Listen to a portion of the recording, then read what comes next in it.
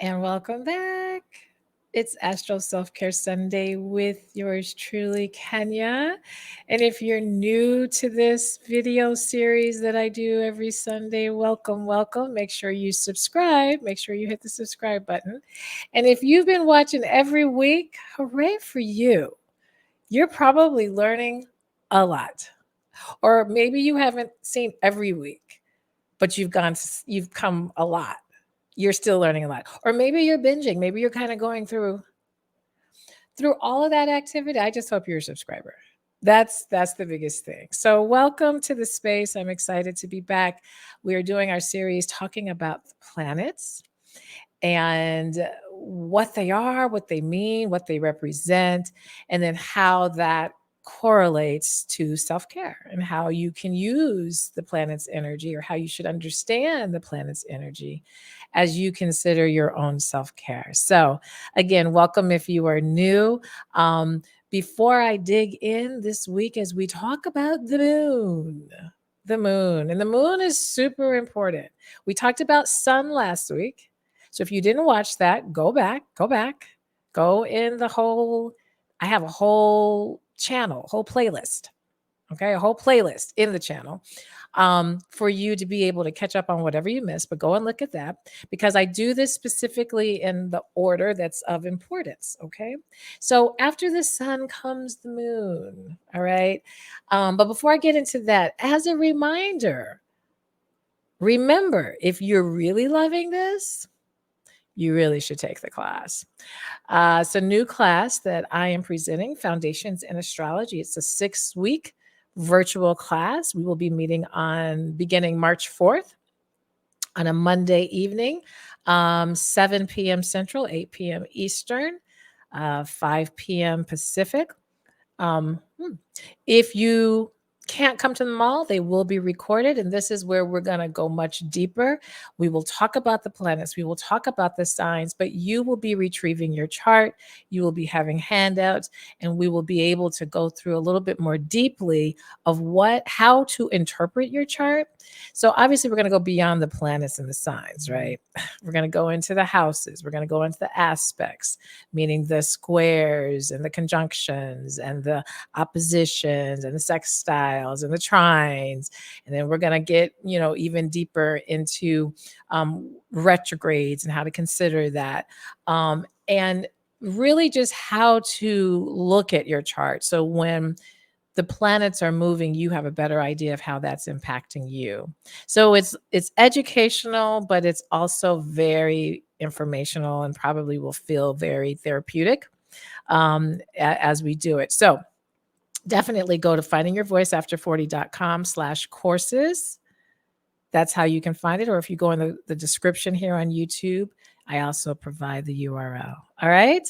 So don't forget, sign up, sign up. We do have a cap. People are signing up. Once we get to a certain max, we will close the doors. We're trying to keep the group nice and intimate so everybody will have quality time. All right, let's talk about the moon. Listen, the moon is deep. The moon is deep. I tend to think, particularly if you were born in the PM, okay, if you're born at night, evening, night, you probably connect pretty readily to your moon sign, okay? Because the moon is so representative of our physicality, of our emotions, of our ego, and of our consciousness, of how the conscious part of our brain, what we're aware of. Okay, now there are some definite subconscious for sure, and conditioning and so forth, but it's very readily connected to our consciousness. And as a woman, because the moon relates to the mother and the maternal, and even our cycles. Okay, I could do a whole video just talking about the moon and how it correlates to a woman's reproductive cycle, the menstruation cycle, completely, utterly. In fact, whatever your moon sign is, ladies, when the moon hits that sign each month, that's most likely if you are having a healthy normal menstruation each month, predictable, watch those dates and find out when the moon is in the sign of where your moon sign is. Just saying. Now, if you are perimenopausal, like where your period is still figuring it's getting ready to say it's rah goodbye, and it's doing all kinds of interesting, it may not correlate exactly, but again, if you are of childbirth age, or really I would any age, definitely I would say 20s and 30s when the period's really in its more stable space. That's how closely. And when you look at the moon cycles, which is not what we're going to talk about today, because that's a whole, like I said, a whole nother video. But it's really important to tap into the moon cycles, because that also very much correlates to the woman's phases of her cycle, and how you eat, what your mood is, how you should be resting versus being activated, all parallel correlated. So the moon is serious. And so I hope in our 25 minutes, I'm able to just tell you a bit more about the moon. But obviously, because the moon relates to our body, our emotions, and our needs, there's a lot. There's a lot of self-care, right, to do for that. Okay. All right. I say for the moon, because it's relating to so many parts of our consciousness, anything that we've talked about around self-care is going to be really beneficial. Okay. It just is, because the moon is so readily a part of our consciousness, and not just a part of our awareness, but of our feelings, and how the sign, whatever your moon sign is, it's how you emote, how you get your needs met. And I'm going to use myself as an example in just a moment. Okay. But let's go through it. Let me get to my notes. And again, make sure you hit subscribe. We're getting more and more subscribers each week, and I'm excited. And I love when you guys send notes and comments and book readings. Again, if this is something that's really resonating for you, feel free to book either a discovery call, or simply just book a reading. Just go to findingyourvoiceafter40.com and you'll see that. All right. And it's in the description. All right. So, like I said, the moon technically is not a planet. It doesn't go retrograde. So you're not going to hear anybody talk about a moon retrograde. Moon moves very fast. It moves every 2.5 days, hence equaling 29 days. What's a woman's cycle? How long, ladies, do we wait for a period? 29? Just saying. Can't make it up. The ruling sign, what moon rules, is Cancer. So again, let's think about what I talked about in all the Cancer videos. They're going to be very much alike. So if you go back, you watch what I talked about, self-care for Cancer, particularly tune into that, because the moon rules Cancer. So therefore, they're mirroring each other. Cancer is very influenced by it. Cancer and the moon basically are more or less one. Okay. So the nurturing, the emotions, the water, what effect does the moon have on the tides? I'm just saying. It rules the 4th house. The 4th house is the house of family and roots and home and food. That is the moon. What the moon is relating to. Ancestry is a very big part of it as well. And while the moon relates to the mother, particularly then the maternal line ancestrally, but it also for the 4th house, when we get there, it's the whole family ancestry. But the moon rules 4th house. When we are really attending to what the moon needs, when we're taking really good care of ourselves, our moon is pushing us to nurture ourselves, to feel, and to follow our instincts, and to be intuitive. If we are disregarding the moon, if we're detached from the moon's energy, and we're not doing the moon care and taking care of ourselves, then you may feel more neediness, more moodiness, even more timidity, meaning a little bit more shyness. So this is interesting, particularly again for ladies. No thing to I know my men out here who are watching, and I know there are men watching the videos. So thank you. Think about this as you relate to the women in your lives. When we go through our moodiness, all the different things that can come along with our cycle, understand it's begging you, it's calling on you to take care, to do more nurturing, to follow more intuitively what you need. Is it rest? Is it food in a more nutritious way? Is it that you need to take care of your body differently, move your body, ground your body? Because if you're having more of the moodiness or being a little bit more clingy or neediness or fearful or timid or kind of standoffish, while that's, I mean, it's an emotion and it is what it is, but it's a cue. And remember, your emotions are, and if maybe, I don't know if I've said this or not, but if you don't know, your emotions are like guides, they're like flashlights. They're not always the truth of the matter per se, but they're definitely attempting to get your attention, to bring awareness into something that you need to, that is needed, that's needing attention, that's needing acknowledgement. So if you're having moodiness, if you're having feeling very needy or clingy, don't ignore that. Don't just say, well, it's just that time of the month, it just is what it is. No. I mean, maybe, yeah, but then what? Just sit in a funk? No, it's trying to get our attention.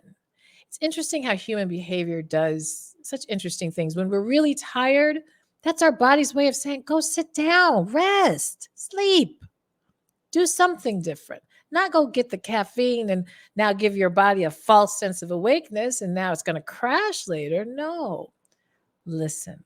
Okay, so it's wanting the moon is a beautiful, beautiful, beautiful energy that's having us really tap into so many of our conscious awareness things, as well as our more subconscious, hence the instincts, the intuition.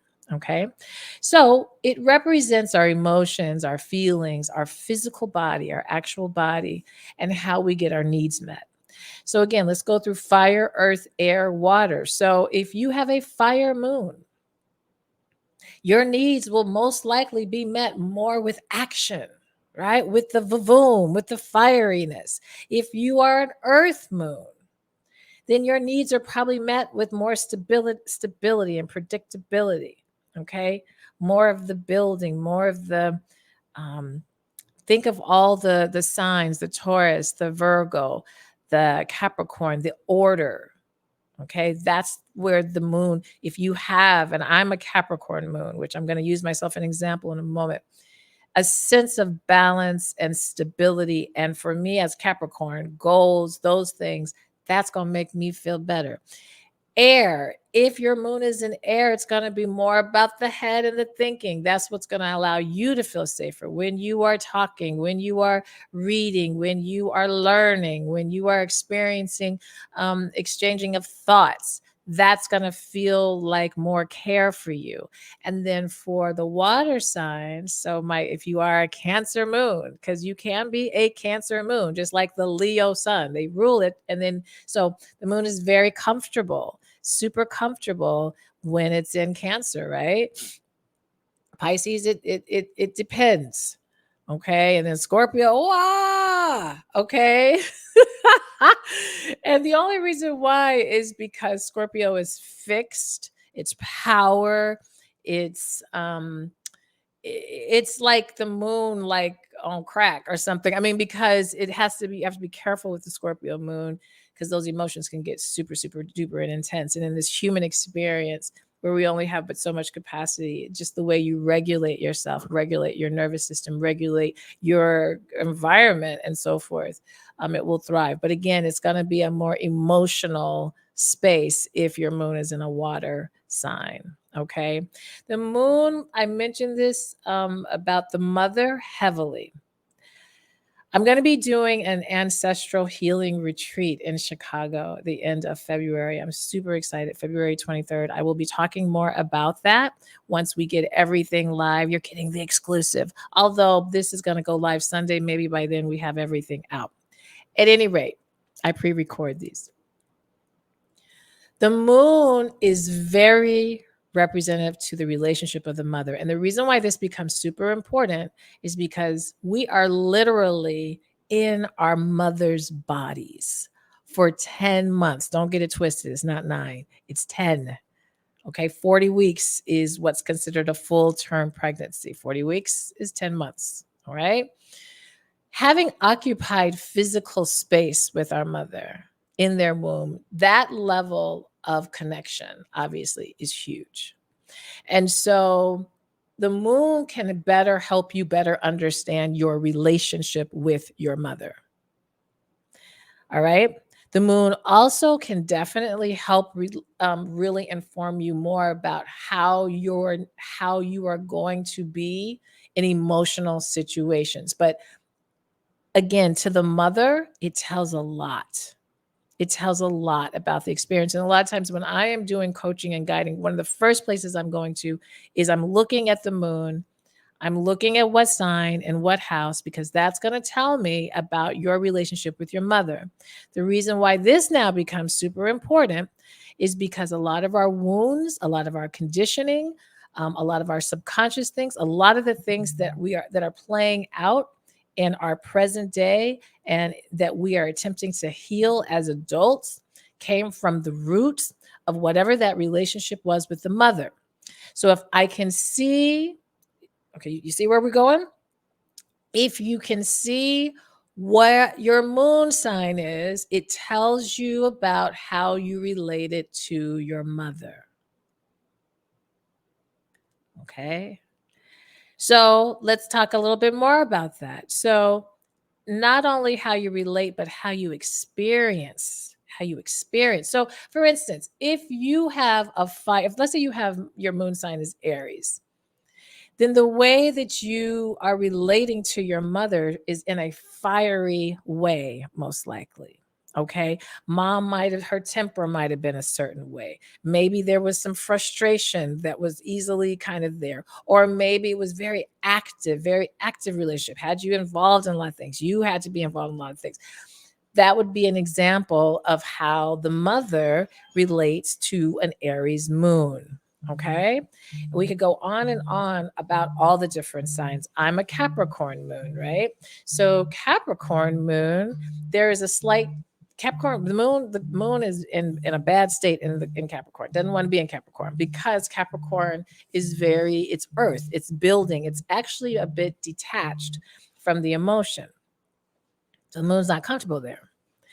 So it's also about Capricorn is what? Working, accomplishing. So what is that telling me about the relationship with the mother? Working, like the value of work, the value of achieving, accomplishing, being slightly detached emotionally, secure physically, basic needs met, but the emotional component, that, and then that gets the way that you even really are able to just really look into this even more is when you start looking in the house that the moon sits in, and then what aspects, in other words, what's squaring it, what's trining it, what challenges, what gifts, deep stuff.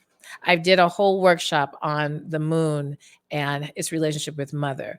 I may do that again. I'm not sure. I did it around Mother's Day last year. I have another event happening around Mother's Day, so I don't know if I'll be able to do it this year, but really powerful. And so then when we're talking about self-care then, and we're considering what our moon sign is, okay?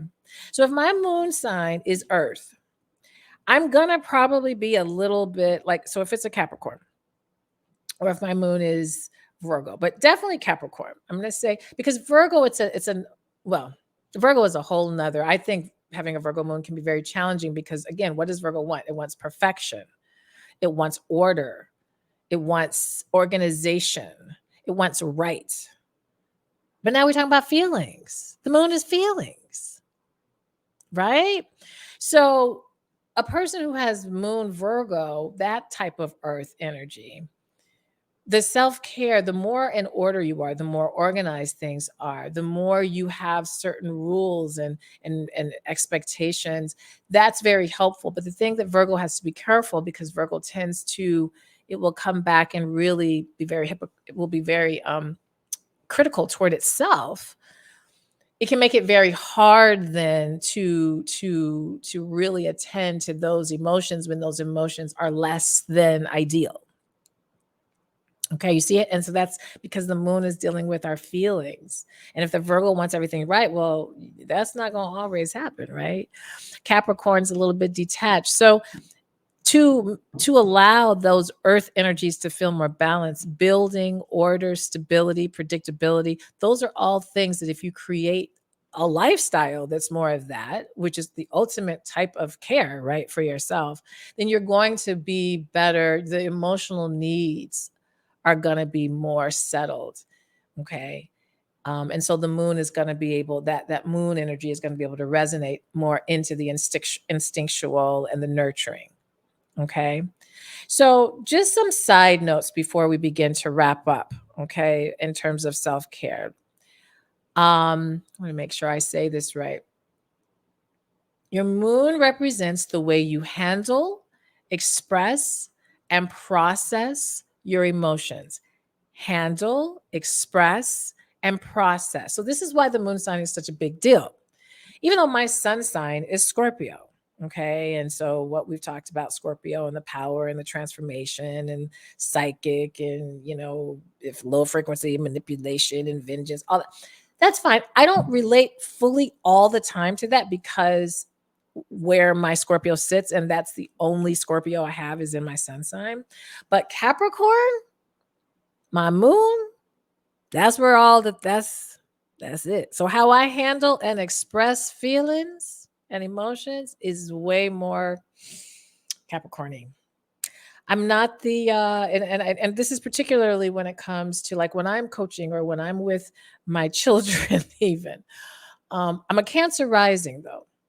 So my rising is ruled by the moon. So you're going to get the nurture and the feels out of me. But Capricorn, I'm like, yeah, but we need to get this done. What are we going to do to get to resolution? How are we going to find a solution?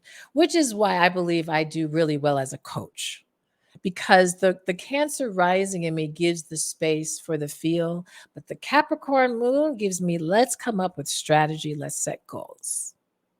Okay, you see how that goes? So it's how you handle, express, and process. It also represents the dynamics and factors that impact you. Okay. Things that are going to make you like, so yeah, if there's not a goal, if there isn't a certain amount of stability, I'm not feeling secure. I'm not feeling. I'm already a Scorpio. So then okay. You see. All right. And again, the moon is dealing with our conscious and our subconscious and our completely unconscious, like what we're totally not aware of, what maybe is being suppressed in us that just sits underneath the surface that makes us not aware of, or that we're aware of, or that we're being conditioned. That's all moon energy. So it represents your past, it represents childhood, it represents family background, lineage, ancestry, culture, environment, all of these things that influence your habits, your patterns, all of that. So the moon is really rich. It's really important to pay attention to your moon sign, because it's a very conscious energy. While it's subconscious, unconscious, all of those things too, it does have a nice layer of conscious. And so when there's a nice layer of consciousness there, that lets you know then you can tune in more readily to take care of yourself. You can look at behavioral patterns. You can sit down and think about the ways you may have been conditioned. You can look at your comfort zones. You can look at your expectations so that you can then start to delineate which are your expectations and which are those that you've been conditioned to have. How dependent am I? Where are my dependencies? Am I too over reliant on my thinking and I'm not enough in my heart space? Am I too much in my feelings and not enough thinking? all of those things. Where are my bonds? What's my emotional capacity? I always tell people, you have an Aquarian moon. They're not thinking that emotional capacity is not, because that's not where they're navigating. They're navigating from their thinking. If you are an Aquarian moon, why aren't I touchy feely? Well, because you're an Aquarian moon. You're going to navigate by your knowing. Okay. All right. So the moon has a lot of layers. The moon has a lot to it. And that's why it's super important to take the time to learn more about your moon sign, not just your sun sign, not just your rising, but really understand. All of them are important. But I do think that the moon, because of all that it realms in terms of the things we deal with on a day to day, I think it's important to pay attention and lock in and navigate and see how the moon is in your chart. So if you do book a reading, we'll sit down and we'll look carefully I look a lot at the moon. The moon is significant. And because it's going to tell a lot about some of your blockages, your challenges. There's other placements in the chart that tell about that. And we'll keep going when we do our series. But it is a really important placement. All right. All right. So, quick question of the day. What sign is the moon currently in? Well, at the time that I was taping it, is Taurus. But I believe it might be moving into Gemini by the time this actually comes out. Okay. So you can always check. Actually, I should look. I think I had pulled it up. Let me see. Do I have? I don't know. Will it tell me? Let me see. Yeah. Yeah. Gemini. Taurus while I was recording, but Gemini. Okay, so think about what I just said. Gemini's air, right? So the needs communication, thinking, curiosity, reading, all of those things are going to really, you may feel more curious. You may feel more social, more of those Gemini qualities when the moon is in Gemini naturally. But we got to look at where's your moon too, and how are they communicating?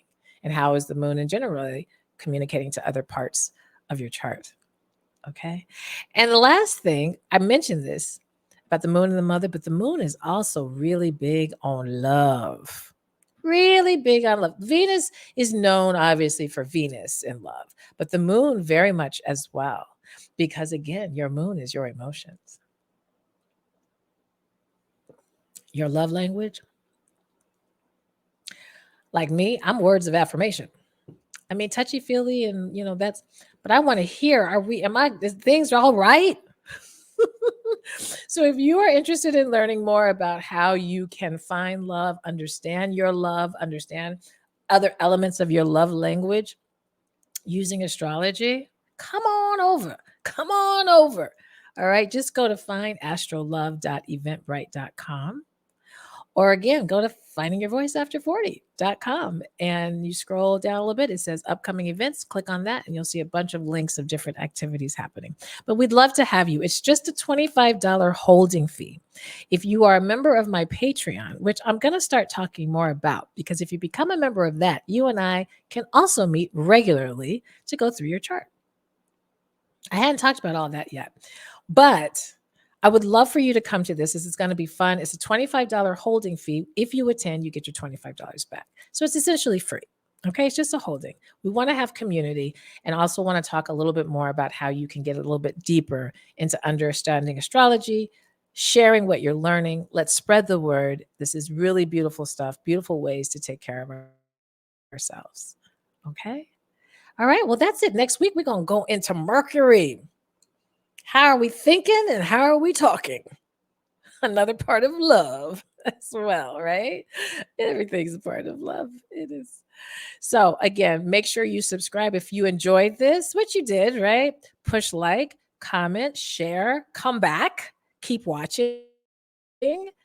And we'll keep unpacking and making astrology really accessible and useful, not only just so that you understand, but so that you can use it for your care. All right. You guys take care. Have a wonderful weekend. Bye.